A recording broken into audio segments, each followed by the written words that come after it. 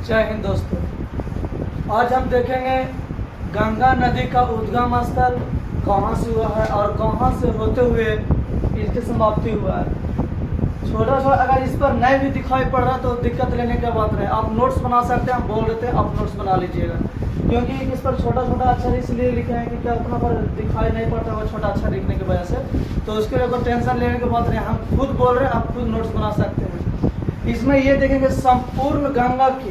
संपूर्ण गंगा जो आज सभी लोग कहते हैं कि गंगा के निर्माण हुआ गंगोत्री से, ये गलत बात है। संपूर्ण गंगा की लंबाई कितना है, कहाँ पर गिरता है, कहाँ पर कौन नदियों को मिलता है, कौन कौन उसका मुख्य सहायक नदी है, कौन कौन उसके किनारे बसा हुआ प्रमुख शहर है, सारा चीज़ का वर्णन आज हम देखेंगे। आज गंगा के संपूर्ण मैराथन क्लासेस देखेंगे। तो शुरुआत करते हैं पहला नंबर कि गंगा का गंगा नाम पड़ा कहाँ से। तो ये जो जितना भी लोग आज तक 10th तक और 11th में जितना भी लोग आज पढ़ रहे थे कि गंगा का निर्माण गंगोत्री से हुआ है, ये गलत है। गंगा के निर्माण कहाँ से नहीं हुआ है, गंगा के निर्माण कहाँ से भी नहीं हुआ। तो आज देखेंगे बात बनता है कि तो गंगा के निर्माण आखिर हुआ कहाँ से, गंगा का नाम पड़ा कहाँ से। तो आज हम देखने वाले हैं गंगा नदी का उद्गम स्थल, कहाँ से उसका नाम पड़ा और कहाँ पर कौन सी नदी आके मिल रहे हैं जो। तो सबसे पहले हम देखेंगे गंगा जी का उद्गम स्थल कहाँ है जो। तो गंगा जी का उद्गम स्थल कहाँ से नहीं, गंगा जी सिर्फ नाम दिया गया है, गंगा नदी का उद्गम स्थल नहीं है। सुनकर बहुत ही खराब लगा होगा कि अब तलक पढ़े जो गलत है, नहीं वो भी सही है जो बता रहे हैं। आप देखिए थोड़ा सा, सबसे पहले एक संतोपत हिमालय है जो उत्तराखंड में। संतोपत हिमालय कहाँ है? उत्तराखंड में। वहाँ से दो छोटी छोटी नदियाँ निकलती है। पहला नंबर एक था विष्णु गंगा और दूसरा है धौली गंगा। संतोपत हिमालय से दो छोटी छोटी नदियाँ निकलती है, एक हो गया धौली गंगा और एक हो गया विष्णु गंगा। धौली गंगा की जो लंबाई है 24 किलोमीटर है और विष्णु गंगा की लंबाई 24 किलोमीटर है और धौली गंगा की जो लंबाई है 82 किलोमीटर है। ये दोनों नदी छोटी नदी आपस में आकर मिल जाती है विष्णु पर्याय में, जहाँ पर दोनों का संगम होता है। तो दो नदी विष्णु गंगा और धौली गंगा दो नदियाँ आकर कहाँ मिल रही है, तो क्या विष्णु प्रयाग में मिल रहा है। अब विष्णु प्रयाग में जब दोनों नदी के संयुक्त जलधारा को, दो नदियों की संयुक्त जलधारा को नाम दिया गया कुछ अलकनंदा नदी। दो कह सकते हैं धौली गंगा और विष्णु गंगा। धौली गंगा और विष्णु गंगा दो नदियां जहां पर मिलती है वहां जगह का नाम है विष्णु प्रयाग, और वहां से एक नदी का निर्माण होता है। दोनों की संयुक्त जलधारा से एक नदी का निर्माण होता है अलकनंदा नदी। अलकनंदा नदी नाम दिया गया। इसकी लंबाई 195 किलोमीटर है। अलकनंदा नदी की लंबाई 195 किलोमीटर है। अब देखते हैं इसके आगे कौन सा नदी मिलता है। एक नंदा देवी पर्वत है। नंदा देवी पर्वत उत्तराखंड में है। वहाँ से एक नदी निकलती है नंदाकिनी नदी। नंदा देवी पर्वत से जो उत्तराखंड में स्थित है वहाँ से एक नदी निकल रही है नंदाकिनी नदी, जिसकी लंबाई महज 160 किलोमीटर है। जिसकी लंबाई महज 160 किलोमीटर है। और ये नंदाकिनी नदी आकर मिल रहा है कहाँ? नंद प्रयाग में। नंदाकिनी नदी आकर मिल रहा है नंद प्रयाग में। और नंद प्रयाग में किसी भी नदी के यहाँ पर बात मानता है कि अलकनंदा नदी का नाम रह गया। जब यहाँ पर विष्णु गंगा और धौली गंगा, यहाँ पर विष्णु गंगा और धौली गंगा जब दो नदियाँ मिली तो नाम पड़ गया अलकनंदा नदी। ठीक सी बात है। अब यहाँ पर तो भी नंदाकिनी नदी का मिल रहा, तो इसका क्या नाम कुछ पड़ेगा? और जो भी नंदाकिनी नदी मिल रहा है नंद प्रयाग में, तो इसका नाम पड़ेगा कि कुछ नहीं। नदी का नाम चेंज कब होता है? नदी का नाम चेंज होता है कि जो भी छोटी नदी है उसमें अगर जो मिल रहा है और जो मुख्य नदी है उसको से ज़्यादा गहराई उस नदी के है तो नाम चेंज हो जाएगा। अगर जो नदी मिल रहा है और उसको से जिसमें मिल रहा है उसी को गहराई ज़्यादा है तो नाम चेंज नहीं होगा। तो यहाँ पर जो नंदाकिनी नदी है अलकनंदा नदी से कम गहराई पर है, इसीलिए अलकनंदा नंदाकिनी नदी का जल लेकर आगे बढ़ेगी। आगे बढ़ते बढ़ते एक पिंडारी हिमनद है। पिंडारी हिमनद में एक वहाँ से निकलती है पिंडार नदी। पिंडारी हिमनद से निकलती है पिंडार नदी, जिसकी लंबाई 105 किलोमीटर है और वो आपको मिल जाता है कर्ण प्रयाग में। यानी कह सकते हैं कि पिंडौर नदी आकर मिल रहा है कहाँ, कर्ण पर्याय में। यहाँ भी कि क्या है, अलकनंदा नदी में आकर जो क्या है पिंडौर नदी मिल गया, ये भी अपना अलकनंदा के नाम से ही नदी का आगे बढ़ेगी लेकर। उसके बाद मिल रहा है, यहाँ से आगे बढ़ते हैं तो आगे बढ़ने पर कर्ण पर्याय से आगे बढ़ने पर एक चोराबाड़ी ग्लेशियर है। चोराबाड़ी ग्लेशियर उत्तराखंड में है, वहाँ से निकलता है मंदाकिनी नदी। चोराबाड़ी ग्लेशियर से निकलता है मंदाकिनी नदी, जिसकी लंबाई 70 किलोमीटर है और वो आपको मिल जाती है रुद्रप्रयाग में। मंदाकिनी नदी आकर मिल रहा है रुद्रप्रयाग में। रुद्रप्रयाग वो भी कहाँ है, उत्तर प्रदेश में है। रुद्रप्रयाग भी उत्तर प्रदेश में है। यहाँ पर भी अलकनंदा नदी में आकर अपना मंदाकिनी नदी जल प्रवाहित कर देती है और वह नदी अलकनंदा के नाम से ही आगे बढ़ती है। अब यहाँ से निकलती गंगोत्री नदी, गंगोत्री हिमनद। गंगोत्री हिमनद गोमुख उसी को बोला जाता है, गोमुख या गंगोत्री उसी को बोला जाता है। तो गंगोत्री से निकलते भागीरथी। यही भागीरथी जो प्रयागराज से पहले गंगा की दर्जा दिया गया है, वहीं प्रयागराज से पहले भागीरथी नदी को ही गंगा बोला जाता है, लेकिन मुख्य रूप से ये भागीरथी नदी कहलाता है। भागीरथी नदी निकलता है गंगोत्री के गोमुख से और उसकी लंबाई महज 205 किलोमीटर है। यानी भागीरथी नदी लंबाई कितना उसका 205 किलोमीटर। और वह आकर भागीरथी नदी मिलता है प्रयागराज। वर्तमान में प्रयागराज कहा जाता है, पहले के जमाने में इसको इलाहाबाद बोला जाता था, अभी वर्तमान में उसको प्रयागराज कहा जाता है। वहाँ पर इसी पर भागीरथी नदी पर ही टिहरी बांध बनाया गया है। तो टिहरी बांध कहाँ पर है, ये थोड़ा सा ध्यान देखते हैं। टिहरी बांध एक खाटी ग्लेशियर है, ठीक। टिहरी बांध के ऊपर जहाँ पर स्थित है वहाँ पर एक छोटी सी नदी आके मिलती है। छोटी सी नदी का नाम है भिलांगना नदी। टिहरी बांध के पास एक छोटी सी नदी आकर मिलती है, उस नदी का नाम है भिलांगना नदी। और वही भिलांगना नदी जिसका निर्माण खाटी लिंग ग्लेशियर उत्तर प्रदेश से हुआ है। वह भिलांगना नदी की लंबाई महज 50 किलोमीटर है। भिलांगना नदी और भागीरथी जिस स्थान पर आकर मिलन होता है वहीं पर ही टिहरी बांध बनाया गया है। टिहरी बांध भी कहाँ है, तो उत्तराखंड में ही है। और यही भागीरथी नदी आकर प्रयागराज में मिलती है। इधर से आ गया, इधर से आया भागीरथी और इधर से आया अलकनंदा नदी। इधर से अलकनंदा नदी और इधर से भागीरथी नदी, दोनों का मिलन कहाँ हुआ, प्रयागराज में। इसका पहले बोला जाता था इलाहाबाद।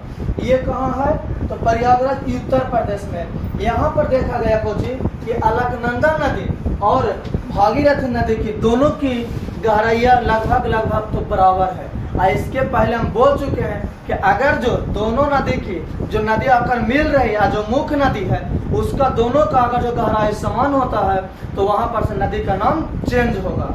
इससे पहले हम बोल चुके हैं कि जहाँ पर अगर जो दो नदियाँ की अगर जो गहराई समान होता है और दोनों मिलन होती है जहाँ पर से, वहाँ पर से अगर जो गहराइयाँ समान हो जाता तो वहाँ पर से नाम चेंज होता। तो यहाँ पर देखिए, यहाँ पर आया अलकनंदा नदी, इधर से आया कौन, भागीरथी नदी। दोनों का मिलन स्थान हुआ कहाँ, प्रयागराज। प्रयागराज में जब मिलन स्थान हुआ तो वहाँ पर देखा गया दोनों की गहराई लगभग ऊँची है, बराबर है। तो बराबर है तो वहाँ से इसका नाम पड़ गया कौची, गंगा नदी। यानी अब पता लगा कि गंगा नदी का निर्माण कहाँ से हुआ है। नहीं, जो आज तक हम 10th तक और 11th तक में जो पढ़ रहे थे कि गंगा नदी की निकला है गोमुख से, गंगोत्री हिमनद से। ये देख लिए खुद, गंगोत्री से निकला है कौन सी नदी, भागीरथी। यही जिसको गंगा नदी बोलते हैं, इसी को ही क्षेत्र के लोग भागीरथी बोलते हैं। लेकिन मुख्य रूप से गंगा का नाम दिया गया कहाँ से, प्रयागराज से। जो आज तक 10th तक जितना भी क्लास विद्यार्थी पढ़ रहे थे कि गंगा नदी का निर्माण कहाँ से हुआ है, तो गंगोत्री से। या गंगोत्री से गंगा नदी का निर्माण नहीं हुआ, गंगा से नदी का निर्माण नाम दिया गया प्रयागराज से। वहाँ से निकला भागीरथी नदी जिसकी लंबाई 205 किलोमीटर है। और वो जाकर मिले अलकनंदा और भागीरथी मिला कहाँ, प्रयागराज। मेन पॉइंट को समझिएगा। तो यहाँ पर से यहाँ प्रयागराज से ही इस नदी का नाम पड़ गया क्या चीज, गंगा। गंगा नाम काहे पड़ा कि दोनों नदी अलकनंदा और भागीरथी नदी का दोनों की गहराई लमसम कोची था, बराबर था। अब जब कहिए गंगा यहाँ से नाम पड़ा तो गंगा नदी आगे चलती है तो इसका एक और यमुनोत्री हिमनद, ये भी कहाँ है, उत्तराखंड में है। यमुनोत्री हिमनद ये भी कहाँ है? उत्तराखंड में। जो इस नदी का नाम बोला गया है यमुना नदी। यमुनोत्री हिमनद से कौन सा नदी निकलता है? यमुना नदी। यमुना नदी का दूसरा नाम है कलिंदा। कलिंदा नदी, यमुना नदी का ही दूसरा नाम है कलिंदा नदी, जिसकी लंबाई 1370 किलोमीटर है। ये ऐसा माना जाता है या बोला जाता है कि गंगा की सबसे बड़ी सहायक नदियां है। पूछवा करेगा एक नंबर में कि गंगा की सबसे बड़ी सहायक नदी कौन सी है? तो यमुना नदी। यमुना नदी का निर्माण कहाँ से हुआ है? तो यमुनोत्री हिमनद उत्तराखंड से। यमुनोत्री हिमनद उत्तराखंड से हुआ है। यमुना नदी का ही दूसरा नाम कालिंद नदी भी बोला जाता है।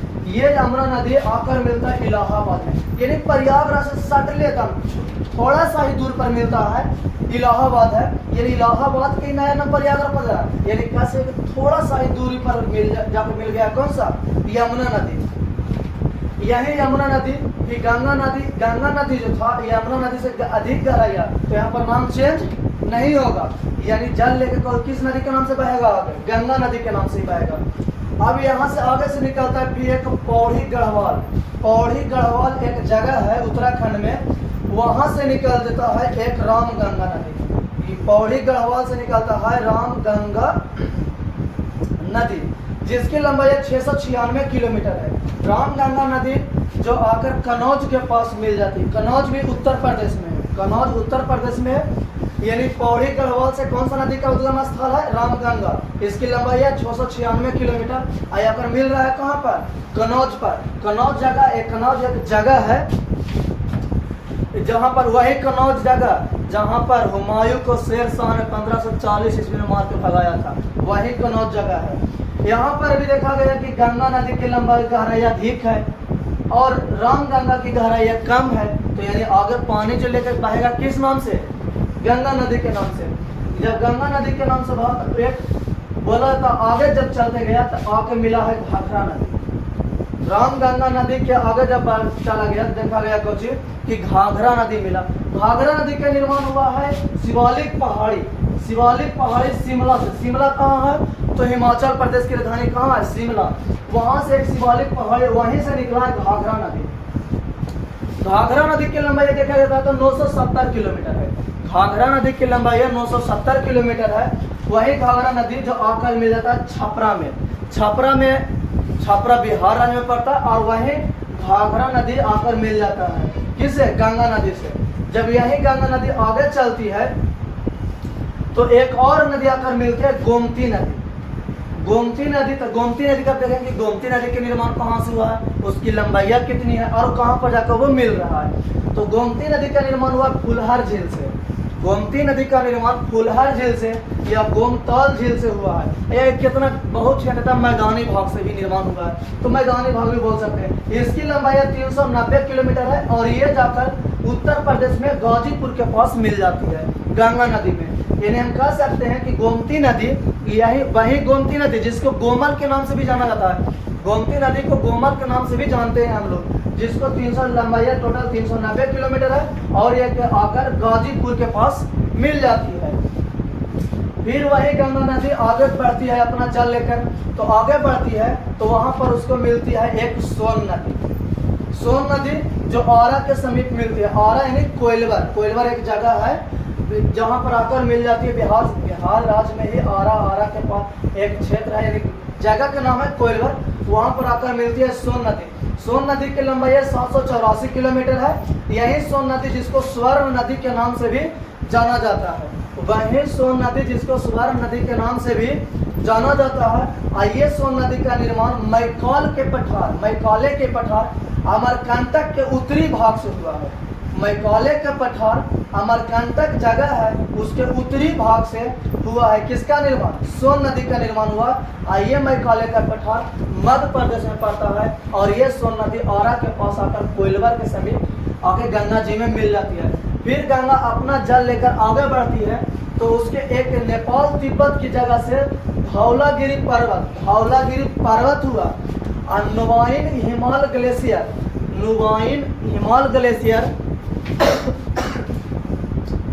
एक ग्लेशियर है। वही ग्लेशियर से गंडक नदी का निर्माण होता है। नुवाइन हिमाल ग्लेशियर से ही गंडक नदी का निर्माण होता है और वह गंडक नदी आकर हाजीपुर यानी पटना के समीप हाजीपुर के पास गंगा नदी के में मिल जाती है। गंडक नदी की टोटल लंबाई 425 किलोमीटर है। गंडक नदी की टोटल लंबाई 425 किलोमीटर है और यह नुवाइन हिमाल ग्लेशियर से निकलता। आप पूछे किस पर्वत से निकलता है, तो धौलागिरी पर्वत। धौलागिरी पर्वत अब कहाँ आके मिल रहा है, तो हाजीपुर के पास मिल रहा है। फिर वह अपना जल लेकर गंगा नदी आगे बढ़ती है तो एक गोसाईनाथ जो जगह नेपाल में है, गोसाईनाथ जो जगह नेपाल में है वहाँ से निकलती है कोसी नदी। गोसाईनाथ जगह नेपाल से है जो क्या है, वहाँ से निकलती है कोसी नदी। कोसी नदी जो कहा जाता है कि कटिहार के पास आकर मिल जाती है। कोसी नदी आकर कटिहार के पास मिल जाती है। इसकी लंबाई 729 किलोमीटर बताया गया है। यहाँ पर से क्वेश्चन ऐसे भी पूछ सकता है कि कोसी नदी कहाँ से निकलती है, तो गोसाईनाथ नेपाल से। इसकी लंबाई कितना है, तो 729 किलोमीटर। वो कहाँ जाकर भी मिल रहा है, तो कटिहार में जाकर मिल रहा है। कटिहार भी बिहार का ही जिला है। कटिहार भी बिहार का ही जिला है। वह गंगा नदी फिर कोसी नदी का जल लेकर आगे बढ़ती है। इसी कोसी नदी को बिहार का शोक भी कहा जाता है। बिहार का शोक भी जाता है। अगर कहा जाता है कि अधिक मार्ग बदलने वाला नदी भी कौन सा है, तो कोसी नदी ही है। एक नंबर में पूछता, बहुत सा बार पूछा गया है कि बिहार का शोक किस नदी को कहा गया, तो कोसी नदी को। या अपना अधिक मार्ग बदलने वाला नदी कौन सा है, तो कोसी नदी है। जो कहाँ पर मिल रहा है, कटिहार के पास। जब कटिहार के पास मिलता तो वह गंगा नदी अपना जल लेकर, कोसी के जल लेकर आगे बढ़ती है। और फरक्का एक जगह है जो पश्चिम बंगाल में है। फरक्का एक जगह है जो पश्चिम बंगाल में है। वह फरक्का पश्चिम बंगाल में, वहाँ से गंगा नदी दो भाग में बट जाती है। फरक्का के पास जब जाती है तो गंगा नदी दो भागों में विभाजित हो जाती है। उसको दो धारा हो जाता है। एक धारा होता है जो सीधे बांग्लादेश में चला जाता है। एक धारा है जो सीधे बांग्लादेश में चला जाता है और एक धारा जो है जो पश्चिम बंगाल के साथ होते हुए, पश्चिम बंगाल राज्य के साथ होते हुए क्या बंगाल की खाड़ी में जाकर अपना जल गिरा देती है। यानी कह सकते हैं कि फरक्का के पास से गंगा नदी की दो धाराएं हो गई। एक हो गया चला गया बांग्लादेश में और एक चला गया पश्चिम बंगाल होते हुए कहाँ गिर गया, बंगाल की खाड़ी में। यही गंगा नदी को पश्चिम बंगाल में हुगली नदी भी कहा जाता है। यही गंगा नदी जिसको पश्चिम बंगाल में हुगली नदी के नाम से भी जानते हैं। और वह जो नदी बांग्लादेश में जो धारा गंगा जी के गया, उसको बांग्लादेश में गंगा नदी को पद्मा के नाम से भी जाना जाता है। वह अपना यह भी नदी अपना जल प्रवाहित बंगाल की खाड़ी में ही कर देती है। अब यहाँ तक तो देख चुके हैं कि टोटल नदी की लंबाई कितना है, कहाँ से किसका निर्माण हुआ, कहाँ से किसका उद्गम है, कहाँ पर आकर गंगा नदी में मिल रहा है। थोड़ा सा चित्र में देखने में गजब लगा होगा, क्योंकि तो चित्र से मतलब आपको खुद बोल रहे हैं कि कौन सी जगह से निकला है, कहाँ पर जाकर मिल रहा है। क्योंकि उतना डिजिटल बोर्ड है ना कि डिजिटल बोर्ड पर बता दें कि यहाँ से निकला ये चीज़, तो थोड़ा सा आप लोग भी एक्सेप्ट कीजिएगा। अगर जो ना समझ में आएगा तो इस पर खुद हम बोल रहे हैं, उसको आप नोट्स बना लीजिए। हम खुद बोल रहे हैं, जैसे बोल रहे हैं कि जमुना नदी कहाँ से निकला, तो यमुनोत्री हिमनद से निकला। इसका लंबाई कितना है जमुना नदी का, 1370 किलोमीटर। कि कहाँ जाके मिल रहा है, इलाहाबाद के पास मिल रहा है। गंगा की सबसे बड़ी सहायक नदी कौन सी है, तो यमुना नदी। हम तो खुद बोल रहे हैं। अगर जो दिखाई मानते ही दिखाई नहीं पड़ रहा तो आपको हमें सुनाई तो पड़ रहा है ना, तो सुनाई पड़ रहा तो आप नोट्स तैयार कर लीजिए। पढ़ने वाला कोई भी स्टूडेंट देता नहीं तो वीडियो मेरा देख नहीं सकता। गाना वाना तो है नहीं कि मतलब गाना सुन रहा था, ये तो पढ़ाई का जब पढ़ने वाला है तो आप नोट्स खुद बना लीजिए। आपको दिखाई उतना नहीं दिख रहा तो सुनिए गौर से। अगर जो एक बार सुन लीजिएगा तो आपको कंठार सा होगा। इसमें हम ये बताएं कि कौन सा नदी कहाँ से निकला है, अब कहाँ जाकर वो उसका मिलन हुआ, उस नदी की लंबाई कितना। अब तो हम सब चीज़ देख लिए कि सबके लंबाई कितना कितना है जो, लेकिन अब ये देखना देखेंगे कि टोटल गंगा नदी की लंबाई कितना है। टोटल गंगा नदी की लंबाई देखते हैं तो 2525 किलोमीटर। टोटल गंगा नदी की लंबाई 2525 किलोमीटर है।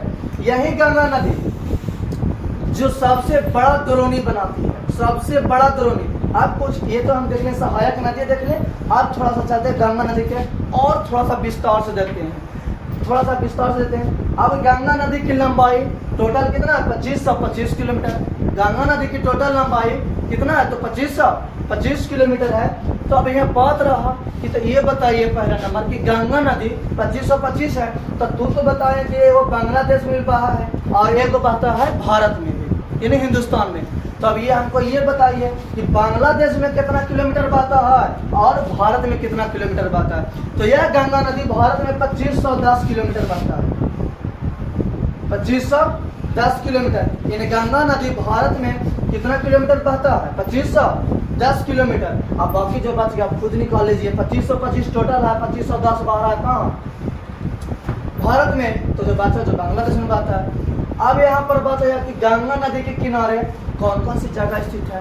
बहुत से बार पूछा गया जिसमें हरिद्वार कहाँ स्थित है, किस नदी के तट पर है, पटना किस नदी के तट पर है, औरा किस नदी के तट पर है, वाराणसी की, ऋषिकेश, हरिद्वार, यानी बहुत से प्रमुख जगह है जो भी मतलब पूछा जाता है कि किस नदी के तट पर है। तो ये समझ जितना भी नाम बताए, जिसमें पटना ले लीजिए, फरक्का ले लीजिए, कटिहार ले लीजिए, वाराणसी ले लीजिए, हरिकेश ले लीजिए, हरिद्वार ले लीजिए, इसमें टोटल नदी जो गंगा नदी के तट पर इसमें प्रमुख जगह है जो स्थित है। अब बात रहा कि गंगा नदी भारत में कितना राज्य से होकर गुजरता है। बात रहा कि गंगा नदी भारत के कितने राज्यों से होकर गुजरता है। तो गंगा नदी भारत के 5 राज्यों से होकर गुजरता है। गंगा नदी भारत के 5 राज्यों से होकर गुजरता है, जिसे मैं पहला में थोड़ा सा देख लीजिए। तो पहला में उत्तराखंड, यानी गंगा नदी उत्तराखंड राज्य में भी बहती है। उत्तराखंड होकर बाद उत्तर प्रदेश, क्योंकि उत्तराखंड किससे टूटकर बना है, उत्तर प्रदेश से ही। उत्तर प्रदेश के बाद चले आप बिहार के बाद चला आइए तो एक होता है झारखंड, और झारखंड के बाद चला आइए तो एक होता है पश्चिम बंगाल। यानी कह सकते हैं कि गंगा नदी भारत के कुल 5 राज्यों से होकर गुजरती है। अगर जो बोले कि गंगा नदी कितना देशों से होकर गुजरती है, तो 2 देश, एक हो गया पहला नंबर भारत और दूसरा हो गया बांग्लादेश। पहला हो गया भारत और दूसरा हो गया कौन, बांग्लादेश। यानी पूछा कि गंगा नदी क्या देश से होकर गुजर रही है, 2 देश, भारत और बांग्लादेश। पूछा कि गंगा नदी कितना राज्यों से भारत होकर गुजरती है, तो 5 राज्यों से, उत्तराखंड, उत्तर प्रदेश, बिहार, झारखंड, पश्चिम बंगाल। अब चलते हैं कि अब ज्यादातर हम लोग बिहार के बारे में थोड़ा सा और कुछ जान लेते हैं। गंगा नदी बिहार में लमसम 99 किलोमीटर बहता है। गंगा नदी जो बिहार राज्य है उसमें 99 किलोमीटर बहती है। गंगा नदी बिहार में 99 किलोमीटर बहती है। देखा जाता है कि इसमें गंगा नदी जो है बिहार के 12 जिला से होकर गुजरती है। गंगा नदी बिहार के 12 जिला से होकर ही गुजरती है। और विशेष के लिए अगर जो किसी प्रकार का दिक्कत होगा तो कमेंट बॉक्स में जरूर लिखिएगा आप लोग, क्योंकि छोटा प्रॉब्लम थोड़ा बहुत होता होगा, देखने में मुझे लगता है नहीं, क्योंकि डिजिटल बोर्ड तो है नहीं कि उस पर बनाएंगे तो आपको फेस टू फेस झलकेगा। इसलिए कुछ अगर जो प्रॉब्लम भी होता होगा तो कमेंट कर दीजिएगा। और किसी भी नदी की, इसी तरह से किसी भी नदी की अगर जो जानना चाहते हैं कि कहाँ से उद्गम स्थल है, इसके उसका विस्तृत भी या कोई भी जीके जीएस के टॉपिक पर आप बात करना चाहते हो तो कृपया करके प्लीज आप लोग कमेंट कर दीजिएगा और दोस्तों तक शेयर कर दीजिएगा। क्योंकि ये मेरा फर्स्ट वीडियो तो थोड़ा सा बोलने में भी दिक्कत होता होगा और डिजिटल बोर्ड नहीं तो थोड़ा सा दिखने में भी दिक्कत होता होगा, लेकिन क्या कीजिएगा आप लोग मैनेज कुछ कर लीजिए। अगर दिक्कत हो तो प्लीज़ आप लोग मैनेज के एक्सेप्ट कीजिए, धीरे धीरे सब सुधर जाएगा। थोड़ा सा बोलने में भी दिक्कत हो रहा होगा और जान के भी वो चीज़ नहीं बता पा रहे हैं जो हम खुद जानते हैं, लेकिन हम वो कुछ चीज़ बता नहीं पा रहे हैं क्योंकि फर्स्ट थोड़ा सा अलग फीलिंग की तरह होता है। तो प्लीज़ आप लोग सपोर्ट कीजिए और जिस नदी के बारे में जानकारी चाहिए वो कृपया करके आप लोग फिर से कमेंट बॉक्स में लिखिए। उस नदी का इसी तरह से विस्तार पूर्वक आप लोग को बताया जाएगा। इसी तरह से इसे और अच्छा से सोचेंगे बताने के लिए, जितना अच्छा से अच्छा हो सके उस तरह से बताने की कोशिश करें। प्लीज़ आप लोग सपोर्ट कीजिए और कमेंट जरूर कीजिए। कुछ गलती हो जाए तो छोटा भाई समझ के माफ करें। फिर मिलते हैं।